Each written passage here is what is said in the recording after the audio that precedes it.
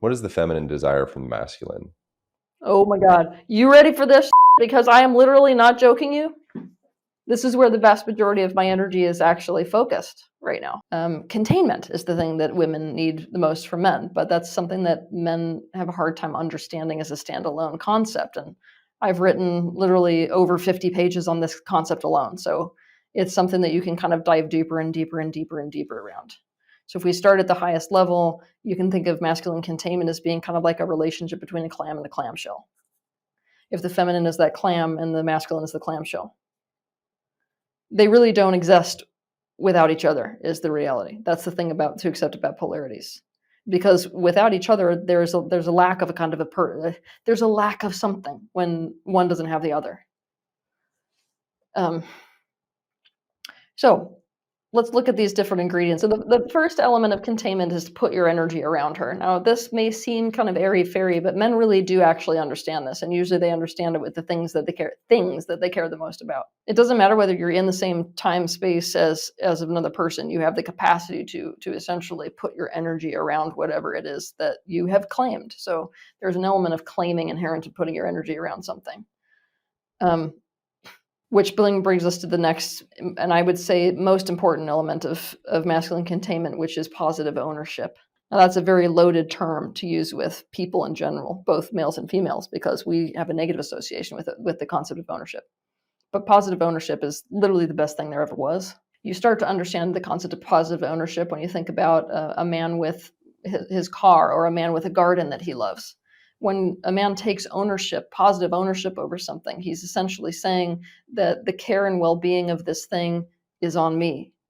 And so now you start to see what manifests as a result of that is the caretaking of the best interests of whatever it is that he is taking ownership of. So that next element is responsibility. With that ownership, there's a high degree of responsibility. And this is what I watch men not wanting to do, but men in the past really understood this concept. That what a woman is needing essentially from a man is for him to take responsibility for her. That doesn't mean that a woman has no responsibility, period, at the end.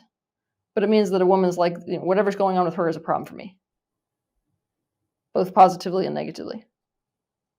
So this kind of state of being enables the feminine to exist and to unfold within that masculine container in a way where all of the wonderful things that a man is actually wanting from a woman start to unfold towards him. That's what he's wanting from her anyways. That next element, the next ingredient, is attunement and understanding. In order to know what to do with something, you have to be highly attuned to that thing. Now, men wouldn't have as much resistance to this if they saw attunement, and including emotional attunement, as a very important sense that they have within the universe. Like, no man wants to be flying blind in the ocean. He would like to have all of his instruments working, telling him all the information he can possibly have. Now, that's what attunement does for you. Having attunement and having deep levels of understanding of the female that's essentially in your care enables you to provide incredible levels of positive ownership for her, to do the right thing around her, and it enables her to let go so you can essentially take leadership, which is another element of this. That next element is protection, safety, and security. Now, I'm going to go ahead and tell you that this is something that is so critical between men and women that I don't think men or women are really actually swallowing the degree to which this is important. Now, I've gone and I've told you that protection is what I need, but like, I'm going to put myself over in this very extreme category. And you need to sort of drop me off there because, being in my position, I have to be able to both identify with other women, but also see where I'm different. Women in general feel such levels of unsafety that, like, it doesn't matter how much unsafety a man feels, he does not understand what it is to exist in the planet as a female. Women are literally existing here kind of like prey animals. We're like constantly in a state of fear. And so when the masculine container is there, providing that element of security and protection and really taking responsibility for creating the tonality of security and safety in the relationship and in life, that's one of the primary elements of containment. The next one is around support and availability. Like, it's essentially, I'm here for you. I am available to you. I'm here for you. Relax as a female, ironically, creates a paradox effect whereby she needs you less when she knows that she's got that. The next element is to provide structure, direction, and leadership. it sounds like three separate things, but structure, direction, and leadership are masculine traits, which very much are a part of containment for a female, and she very much relaxes into those things, especially provided that he's acting in a way that is trustworthy.